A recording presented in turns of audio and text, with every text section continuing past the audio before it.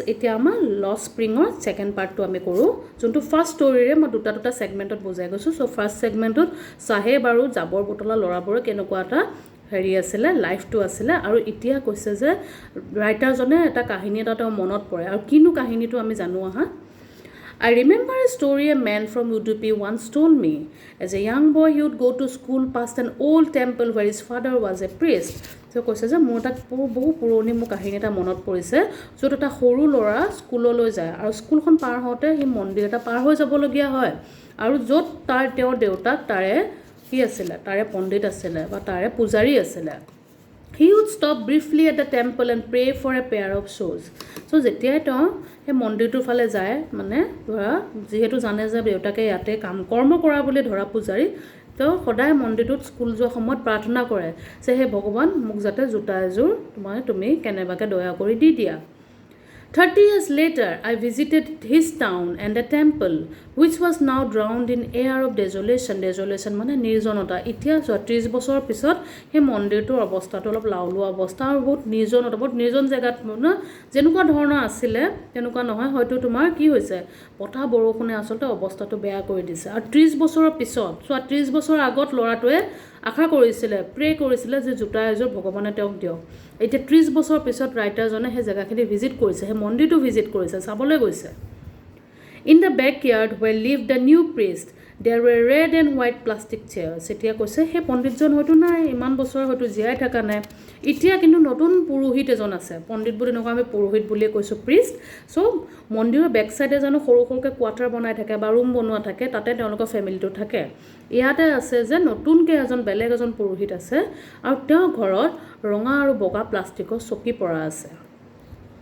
A young boy dressed in a grey uniform wearing socks and shoes arrived panting and threw his school bag on a folding bed. So যেতিয়া গৈছে তেতিয়া পণ্ডিতৰ ঘৰলৈ সৰু ল'ৰা এটা দৌৰি আহিছে স্কুলৰ পৰা আহিছে স্কুলৰ ইউনিফৰ্ম পিন্ধি আৰু তেওঁ ভৰিত জোতাও আছে মোজাও আছে আৰু তেওঁ কেৰি কৰি আছে স্কুলৰ বেগটো আৰু স্কুলৰ বেগটো লৈ পেলে তেওঁ আহি পেলে এই যে বেডখন ফল্ডিং বেড থাকে যেনে আমি স্প্ৰিং বেড বুলি কওঁ সেই বিছনাখন আমি ফল্ডো কৰিব পাৰো ভাঁজ কৰি ৰাখিব পাৰো আহি পেলে তেওঁ স্কুলৰ বেগটো তাতে দলিয়াই দিছে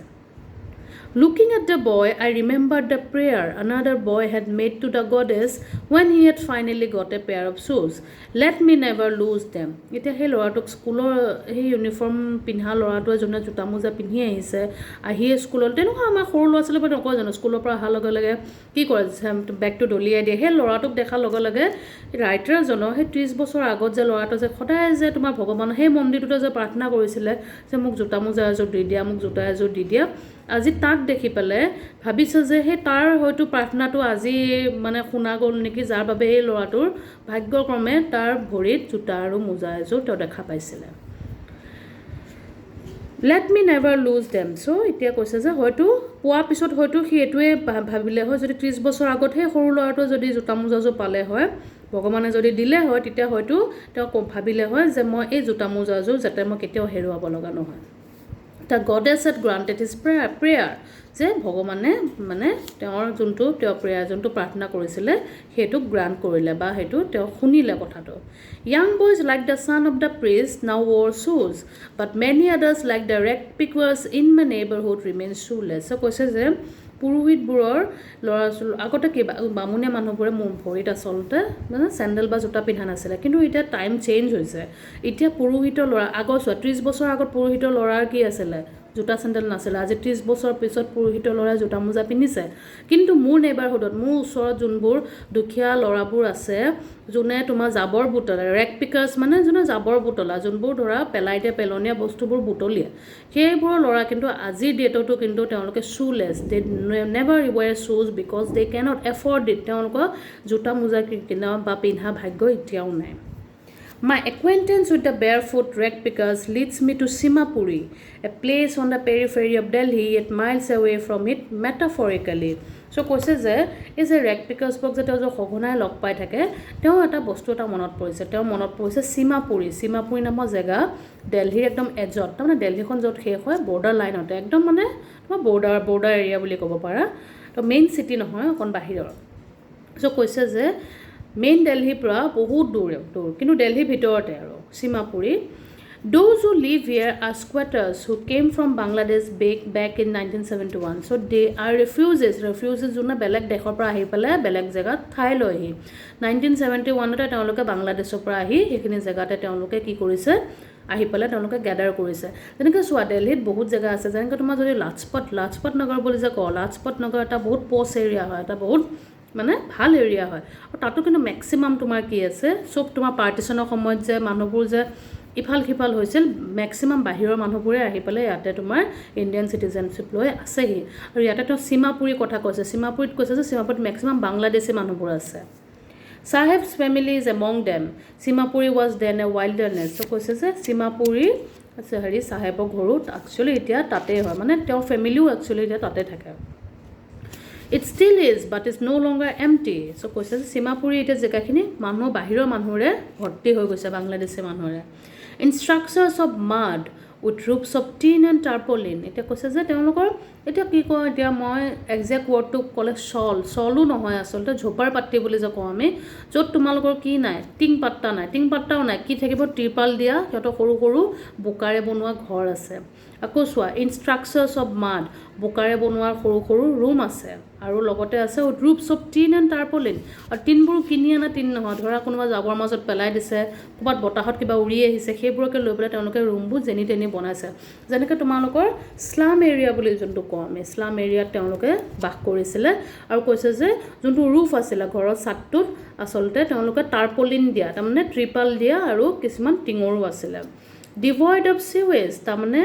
নলাবোৰ মল থকা devoid of sewage মানে তাতে নলা নৰ্মা যোনবোৰ ধৰা লেট্ৰিনবোৰ নাছিলে যেনেকুৱা ধৰণৰ লেট্ৰিন থাকিব লাগে তেনেকুৱা নাছিলে আৰু নলাবোৰ নাছিলে নলা কিয় লাগে যাতে ঘৰৰ লেতেৰা বস্তুবোৰ যাতে তাৰে গুচি যায় কিন্তু তেওঁলোকৰ তেনেকুৱা নাছিলে এটা লেতেৰা মাজতে আছিলে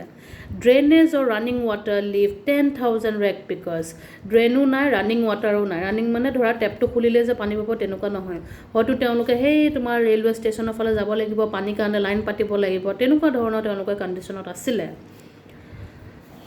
10,000 ৰেক পিকাৰ্ছ জাবৰ বুটলা কমেও 10,000 মানুহ আছিলে তাৰমানে বহুকেইটা পৰিয়াল আছিলে তাতে বাট তেওঁলোকৰ কণ্ডিশ্যনটো কেনেকুৱা মাজত তেওঁলোকৰ না লেট্ৰিন বাথৰুম আছিলে না পানী আছিলে না ড্ৰেইন আছিলে তেওঁলোকে আচলতে ৰাস্তা কাষতে আচলতে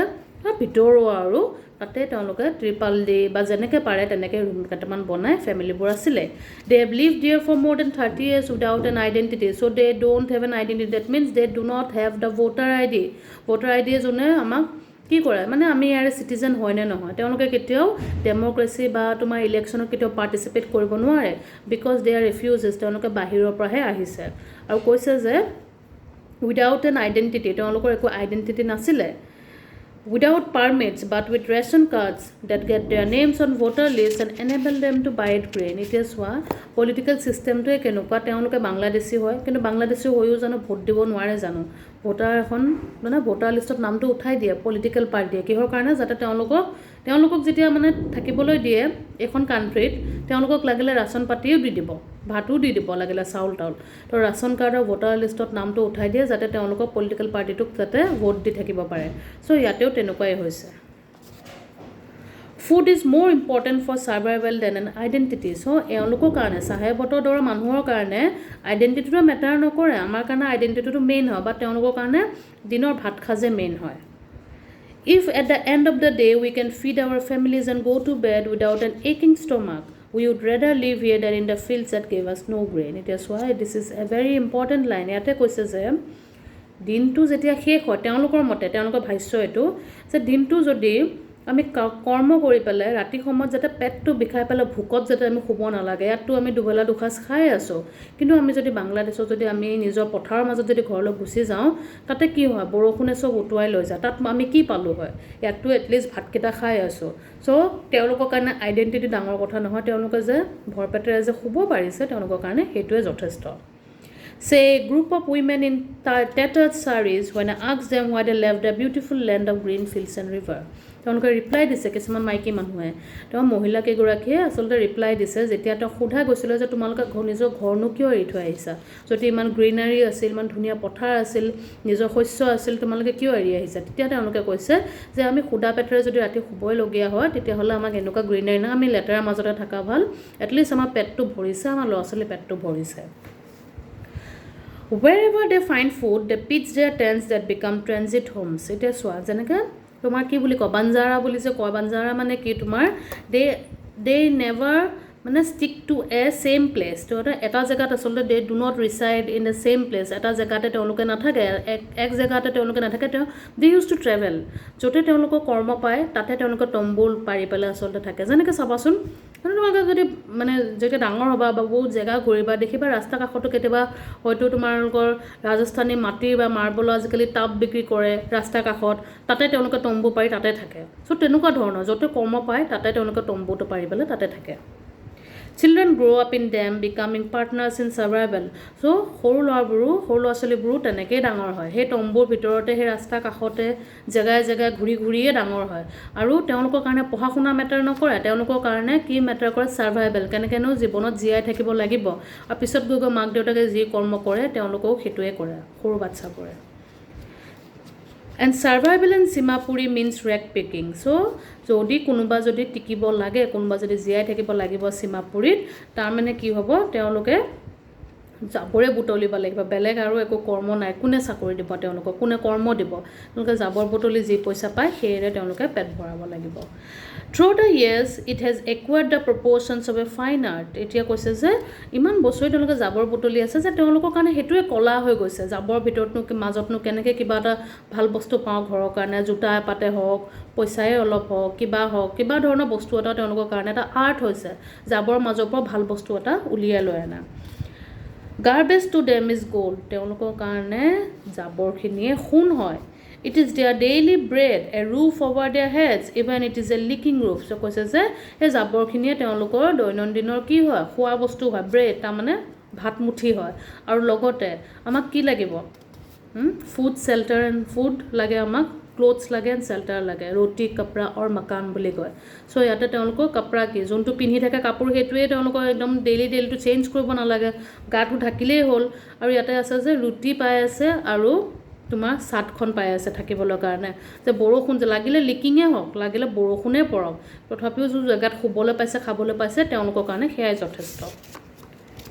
But for a child it is even more কিন্তু হয়তো মাক দেউতাকে এই কৰ্মৰ মাজত এনেকুৱা জীৱনৰ মাজত হয়তো পাহৰি যায় যে এটা শিশুক আৰু কিছুমান বস্তু লগা হয় শিশুক কি লাগে শিশুক ইণ্ডিপেণ্ডেঞ্চ লাগে শিশুক খেল ধেমালি লাগে কিন্তু তেওঁলোকৰ কাৰণে এইখিনি বস্তু কিন্তু নাছিলে তেওঁলোকে এইটো ডিপ্ৰাইভ হোৱা হৈছিলে কাৰণ তেওঁলোকৰ তেনেকুৱা ধৰণৰ লাইফষ্টাইলটো নাছিলে এতিয়া এইখিনি মই ছেকেণ্ড পাৰ্ট থাৰ্ড পাৰ্টটোত মই তোমালোকক বাকীখিনি বুজাই দি আছোঁ